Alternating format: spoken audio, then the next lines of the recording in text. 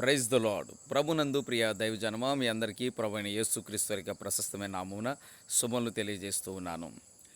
October 1 నుండి ప్రారంభమైనటువంటి ఉపవాస ప్రార్థనలు నేటికి 5వ రోజు. ఈరోజు పునరుద్ధానం కూడా.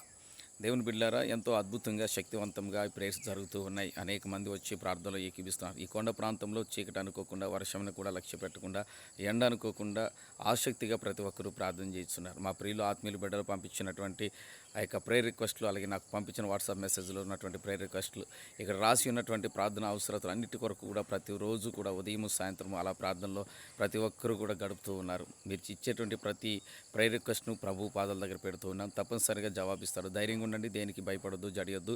ప్రభు పాదాల దగ్గర మనం వేడుకుంటున్న ప్రతి ఒక్క విజ్ఞాపన దేవుడు ఆలకించి జవాబిస్తాడు. మీరు ఏ పరిస్థితిలో ఉన్నా ప్రభు మీద ఆధారపడండి. ఈ ఉపవాస ప్రార్థన నిమిత్తము మీరు కూడా ప్రార్థన చేయండి. మన ప్రియులు ఆత్మీయుల బిడ్డలు ఎవరైతే ఉన్నారో వారందరి కొరకు కూడా మేము ప్రార్థిస్తున్నాం.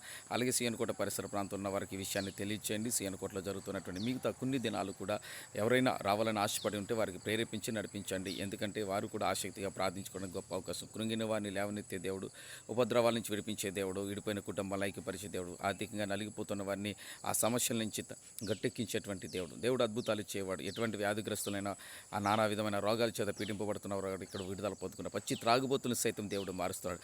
మనం చేసేటువంటి విజ్ఞాపన ప్రార్థనలు దేవుడు ఆలకిస్తున్నాడు. నీవు మొరపెట్టిన దినమునాడు నీ ప్రాణానికి త్రాణ పుట్టించి ధైర్యం ఇచ్చేదన్న వాగ్దానం చేసిన దేవుడు తప్పనిసరిగా మొరపెట్టిన రోజు గొప్ప కార్యాలు జరుగుతున్నాయి. ఈ సీఎన్కోటలో జరుగుతున్న ఈ ఉపవాస ప్రార్థనలకు అనేక మంది రావడం జరుగుతుంది. ఆసక్తిగా ప్రార్థన చేయడం జరుగుతుంది. బయట నుంచి వచ్చిన వారికి చక్కగా వసతి గృహం మరియు అలాగే వారికి ప్రేమ విందు కూడా ప్రతిరోజు ఉపవాసం ఉన్న వారికి లేదన్నటువంటి వారికి కూడా ప్రేమ విందు కూడా జరుగుతున్నది. ఎంత గొప్పగా జరుగుతున్నటువంటి ఉపవాస ప్రార్థనలకి మీరెందుకు రాకూడదు? రండి, కలిసి మనం ప్రార్థన చేస్తే శత్రు శంఖ్యలు తెగిపోతాయి. సియోనులో దేవుడు నిన్ను గొప్పగా ఆశీర్వదించబోతున్నాడు. May God bless you.